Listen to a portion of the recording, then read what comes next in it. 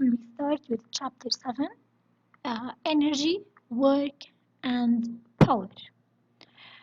Now, you know that energy, work, and power, all of them are related to each other. That's why always they put them in the same chapter. We will take one by one, we will study it, we will understand it, and we will see how it is related to the other things. Okay, at the beginning, let's see what we are going to study in this chapter. We will identify and distinguish among the various forms of energy. We know that we have so many forms of energy. We are going to study them, some of the forms of energy, understand how constant and variable forces change the energy of an object. We will see how force affects the energy. We will calculate the rate of energy change. We have something we call it the rate of change of energy. We will see how to calculate this rate of energy change. Then analyze energy transformations from one type to another and energy transfers from one object to another. That's what we're going to study in this chapter. As usual, the first thing we want to see the symbols for the variables that we are going to use in this chapter. First of all, we have kinetic energy. The symbol for it we will use K here in Barron's book. It is K, but we used to write it what? KE, kinetic energy. So you write KE, kinetic energy, or K, it's okay. Both of them are correct for kinetic energy. U is potential energy, or we used to write it before PE with G, small letter G, or GPE, gravitational potential energy. If it's potential energy, here it is potential energy, so U. Gravitational potential energy in this book is UG. When we study later the potential energy, I will tell you exactly which symbol to use. Total mechanical energy, we use sum of capital letter E, or you can write sum ME, mechanical energy. Work, capital letter W, and power, capital letter P. And the units for all of them. Any type of energy, the unit of it is joules. Work also, the unit of it is joules. But power, it is what? Watt. Okay? Let's start with the first thing we want to talk about is energy. What's the meaning of energy? Energy is the ability to do work. The ability to do work. What does it mean? The simplest meaning for it, now you, as an example, when you finish your food now, okay, you say, oh, I have a lot of energy. Oh, I can go and walk, for example. I can talk now. You have energy to do something. Okay, so it's the ability to do work. If you are hungry, for example, or if you are tired, what do you say? You say, I don't have energy to do. I don't to do something. I don't have energy to study. I don't have energy to walk, and so on. Okay, so energy is the ability to do work. We have so many types of energy. Mechanical energy, electrical energy, light energy, thermal energy, sound energy, nuclear energy, and so on. So we have so many types of energy. Let's start with mechanical energy. Mechanical energy is the sum of the kinetic and potential energy of a system. So mechanical is the sum or addition of the kinetic and potential energy of a system. Okay, what is a system? The system is simply the object or mass under investigation. So the system is the object that we are studying the energy of it. For example here, this boy, in the examples that I told you about, U is an example of the system, okay? So mechanical energy is the sum of kinetic and potential energy of a system. Okay, let's see now, what's the meaning of kinetic? What's the meaning of potential energy? To understand more about mechanical energy. The first thing we want to do is to watch this video together about kinetic energy. Okay, then I will explain it to you. Let's start.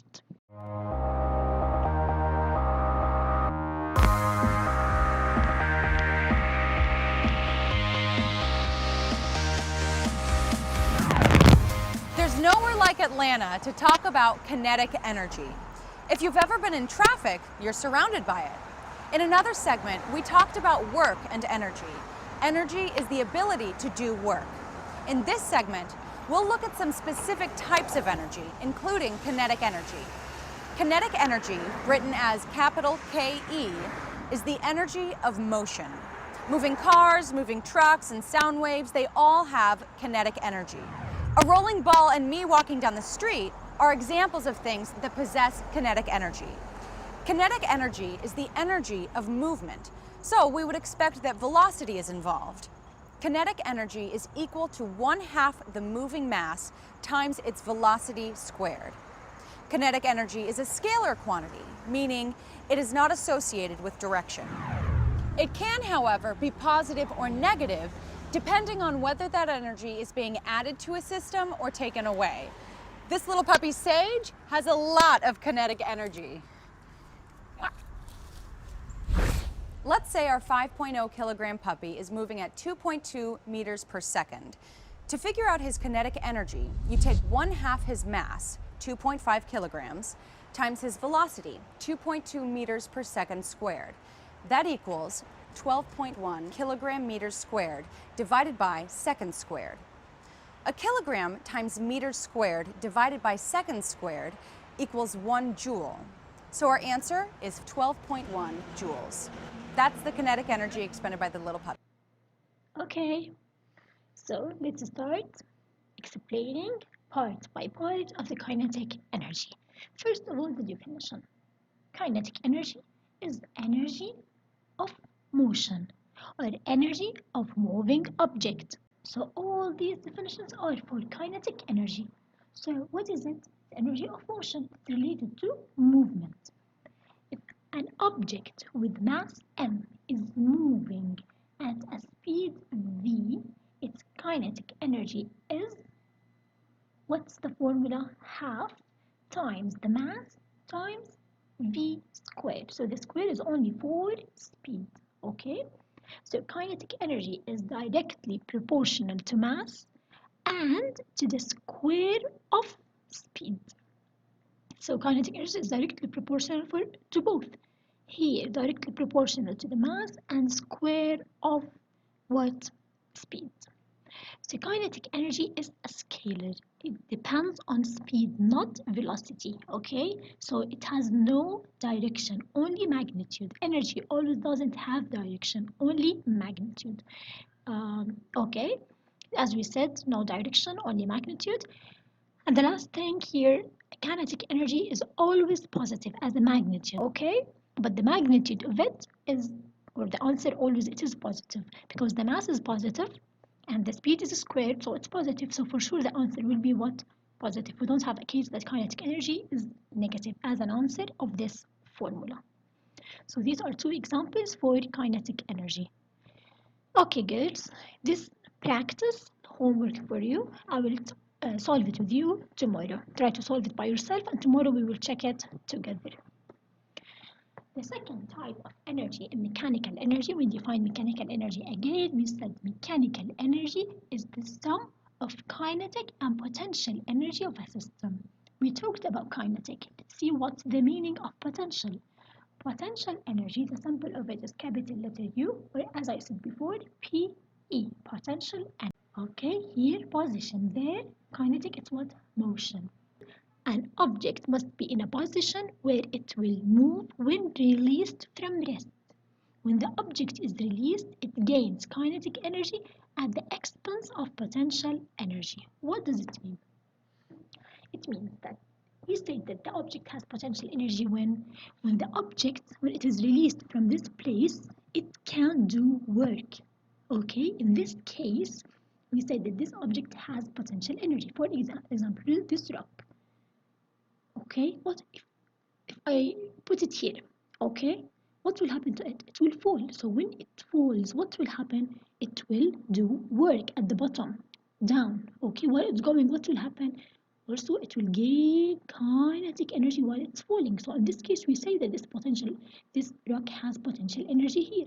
But if this rock is on the floor, surface of Earth, for example, here on the ground, what will happen? We can't say that it has potential energy because if it is released, it will not do any work. Okay, it will stay in its place. So it will not gain kinetic energy. We can say that it has potential energy. This is the meaning of that an object must be in a position where it will move when released from rest. Okay. Now, potential energy has two types. One of them is gravitational potential energy. The other is elastic potential energy. Gravitational is the same as this example. Any object above the ground, or because of the position of the object above, or if the object has height above any level I decided, okay? Elastic potential energy, it's related to what? To any object that can be stretched or compressed. So any object can be stretched or compressed has elastic potential energy, like what? For example, here spring, rubber band, all these objects, what? They can be compressed or stretched. Okay, so we say that this object has elastic potential energy. The first type we want to study about is gravitational potential energy. So let's watch this video together about gravitational potential energy, then I will explain it for you. The gravitational potential energy, written PE sub G, first depends on determining a point of reference. For example, in this case, it's the bottom of the ramp. You set that point as the starting point or origin. That's the point where displacement is equal to 0. Then the PE sub G of an object depends on its mass and how high it is above the origin. Okay, think of other examples. A skier on top of a slope. That's a lot of gravitational potential energy. Or a diver on the high dive platform. Once they start falling, their potential energies are converted to kinetic energies as they go down. Gravitational potential energy equals the mass of the object, m, times gravitational acceleration on Earth, g, times the height of the object above the reference point, h. If you're interested in the gravitational potential energy of a 500.0 kilogram wrecking ball on a crane 40 feet in the air, that's 12.2 meters, set the ground as your 0 reference point, which is considered ground 0. Then take the mass, 500.0 kilograms, and multiply it by the acceleration due to gravity on Earth, 9.8 meters per second squared, times the height, 12.2 meters. So our gravitational potential energy is 59,780 joules. With significant figures, our gravitational potential energy is 5.98 times 10 to the 4th joules. So think of the skateboarder poised at the top of a hill, a skier, a diver. All of these have gravitational potential energy and Okay, let's start now. Gravitational potential energy, you can use the symbol UG, the same as this book, or PE, capital letter sub G. Okay? Gravitational potential energy is due the position of an object in a gravity field. Okay, this is the definition of it. It's energy we have. It is due to the position of an object in a gravity field. When the mass is raised to a height of h above the ground, the mass is in a position where it will accelerate toward Earth if released.